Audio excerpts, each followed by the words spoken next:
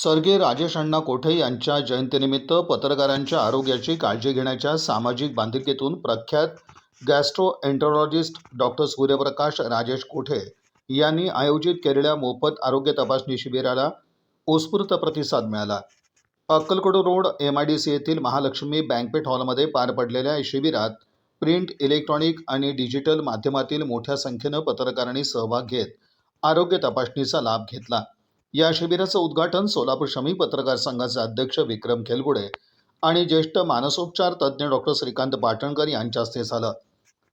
यावेळी डॉक्टर सूर्यप्रकाश कोठे, ज्येष्ठ पत्रकार राकेश टोळे, इन सोलापूर न्यूजचे चॅनल प्रमुख समाधान वाघमोडे, दैनिक सखाचे संपादक सिद्धाराम पाटील, ABP माझाचे राजकुमार शास्त्री, दैनिक नवराष्ट्रचे संपादक राजकुमार नरोटे, डिजिटल मीडिया संघटनेचे अध्यक्ष विजयकुमार बाबर, यल्लादास गड्डम, व्यंकटेश चिलका आणि श्रीनिवास चिलका यांची प्रमुख उपस्थिती होती.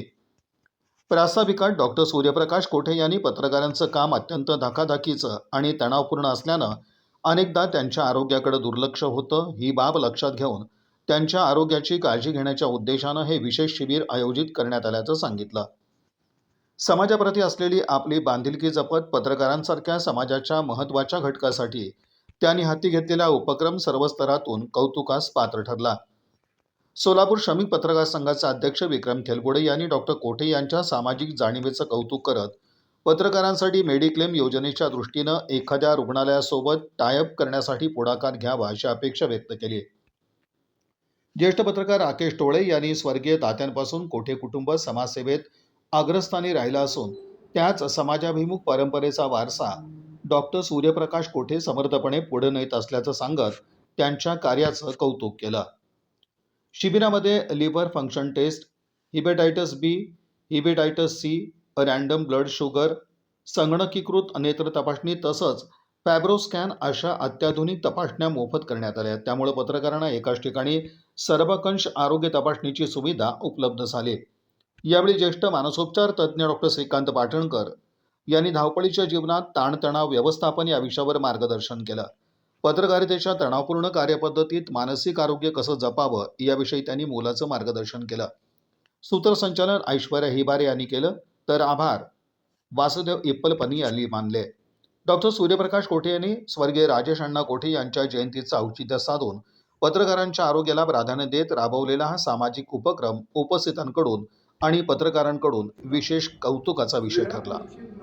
त्यांच्या जयंतीनिमित्त डॉक्टर सूर्यप्रकाश कोठे यांनी मीडियातील सर्वच बांधवांसाठी आयोजित केलेल्या या मोफत आरोग्य तपासणी शिबिरास उपस्थित असलेले डॉक्टर पाटणकर सर, पत्रकारांचे मार्गदर्शक आदरणीय राकेश टोळे सर, दुसरे मार्गदर्शक आदरणीय सिद्धाराम पाटील सर, आमचे सहकारी समाधानजी वाघमोडे, राजकुमार नरोटे, राजकुमार शास्त्री, सर्व पत्रकार बंधू, पत्रकारांच्या आरोग्याची खऱ्या अर्थाने डॉक्टर सूर्यप्रकाश कोठे यांनी काळजी घेतली आहे. आज या ठिकाणी मोफत आरोग्य तपासणी शिबिर त्यांनी आयोजित केलं, त्याबद्दल सर्वच पत्रकारांच्या वतीने मी पहिल्यांदा त्यांचं आभार मानतो. श्रमिक पत्रकार संघाच्या वतीने आम्ही गेल्या 13 वर्षापासून पत्रकारांच्या कुटुंबियांसाठी मेडिक्लेम योजना राबवतो. डॉक्टर साहेब, दरवर्षी त्याचा प्रीमियम वाढत जातो, त्यामुळं भविष्यात ही योजना राबवणं थोडंसं चिकरीचं वाटत आहे. यावर्षी साधारण त्या पॉलिसीचा प्रीमियम 16,000 रुपये होता. त्यातील प्रत्येक पत्रकार सभासदांचे 8,000 आपण पत्रकार संघाच्या वतीने भरतो. पत्रकार संघ दरवर्षी 14 ते 15 लाख रुपये आरोग्यावर खर्च करतो. भविष्यात डॉक्टर साहेबांना माझी एक विनंती आहे की सोलापुरातील बऱ्याचशा हॉस्पिटलचे आपले संबंध आहेत. आपले बंधू आमदार देवेंद्र दादा हे सामान्यांचे प्रश्न सोडवत आहेत. आपण सामाजिक कार्यातून लोकांचे प्रश्न सोडवत आहात. माझी यानंतर एक विनंती आहे की जे सोलापुरातील हॉस्पिटल आहे त्या हॉस्पिटलने पत्रकारांच्या ज्या तपासण्या आहेत त्या सर्वच एन्जिओग्राफी असतील किंवा इतर तपासण्या असतील त्या नाममात्र किमतीत करण्यासाठी आपण पुढाकार घ्यावा. आणि जे उपचार आहेत, आता हॉस्पिटलला सध्या महागडे उपचार आहेत. आमचे 2 लाखाची पॉलिसी आहे, पण काही जणांचे 3 लाख 4 लाख अशी बिलं होतात. तर हॉस्पिटलच्या उपचारात किमान 50% सवलत सर्वच पत्रकारांना द्यावी, यासाठी आपण पुढाकार घेऊन असं काही पत्रकार संघाचं आणि हॉस्पिटलचं असं काही करार करता येते का, आपण यासाठी लक्ष द्यावं हीच या निमित्ताने विनंती करतो. आणि पत्रकारांसाठी आपण आरोग्य शिबिर राबवत त्याबद्दल परत एकदा मनापासून आपला आभार मानून माझे 2 शब्द संपवतो. जय जय महाराष्ट्र. स्वर्गीय Vishnupant Kavathe memorial hospital and research centre च्या वतीने आयोजित स्वर्गीय राजेश अण्णा कोठे यांच्या 60व्या जयंतीनिमित्त प्रिंट, इलेक्ट्रॉनिक व डिजिटल मीडिया प्रतिनिधींसाठी मोफत आरोग्य तपासणी शिबिर आज महालक्ष्मी बँकेट सोलापूर येथे आयोजित करण्यात आलेला आहे. या कार्यक्रमासाठी उपस्थित व्यासपीठावरती मान्यवर डॉक्टर श्रीकांत पाटणकर सर, श्री विक्रम केलगुडे सर, श्री राकेशजी टोळे सर, त्याचबरोबर श्री सिद्धराम पाटील सर, श्री राजकुमारजी शास्त्रीजी, त्याचबरोबर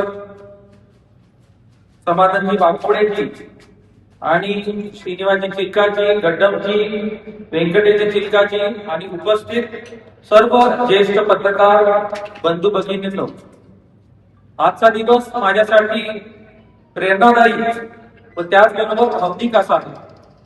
स्वर्गीय राजेश अण्णा कोठे यांच्या 60व्या जयंतीनिमित्त या एक असा उपक्रम घेण्याच्या जेव्हा आमच्या मनात आलं त्यावेळेला यामध्ये सेवा, आरोग्य आणि कृतज्ञता या 3 मूल्यांचं सुंदर असा संगम असलेला हा कार्यक्रम घेण्याचं आम्ही ठरवलं. पत्रकारिता हा समाजाचा एक जागता प्रहरी आहे. लोकशाहीचा 4था स्तंभ म्हणून आपण पत्रकारितेला ओळखतो. आजच्या धकाधकीच्या आयुष्यामध्ये आपण बातमी किंवा लोकांचे प्रश्न सोडवण्यासाठी आपण दिवस रात्र कष्ट घेतात. त्याचबरोबर पाऊस असू दे, ऊन असू दे, त्याची कुठलीही पर्वा न करता आपल्या आरोग्याकडे दुर्लक्ष करत त्याकडे आपण आपलं काम म्हणून लोकांची समस्या सोडवण्यासाठी जास्तीत जास्त वेळ देतात.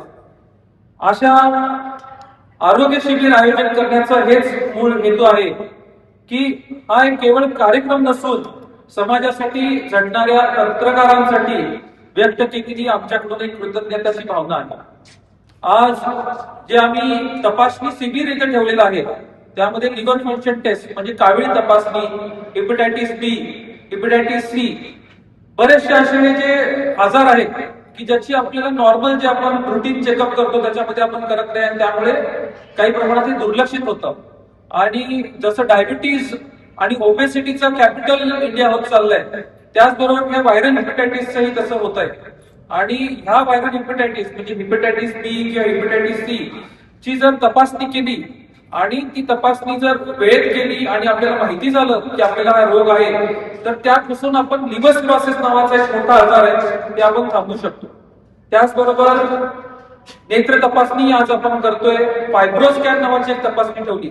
फायब्रोस्कॅन एक तपासणी अशी आहे की जी आपल्या सोलापूरमध्ये हे तपासणी ही सुविधा अवेलेबल नाहीये. त्यामध्ये आपल्याला लिव्हरला किती चरबी जमा झालेली हे कळतं.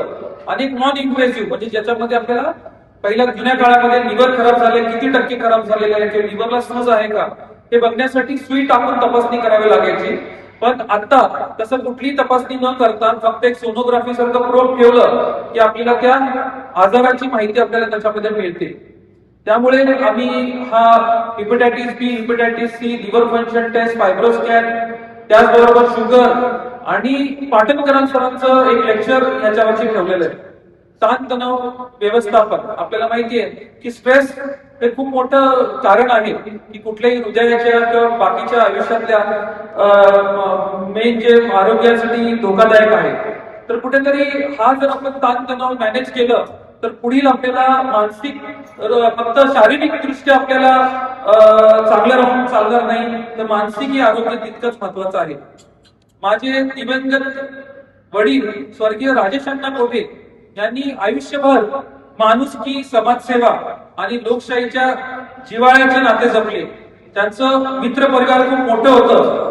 त्यांचं मूळ काम हे पत्रकारिते म्हणजे आपल्या प्रिंट मीडियाशी रिलेटेड होतं. त्यांचं स्वतःचं प्रिंटिंग प्रेस होतं आणि त्यामुळेच सुराज्य नावाचं दैनिक त्याच्यानंतर माझ्या आजोबांनी त्यांच्या स्मरणार्थ ती सुरुवात केलेली होती.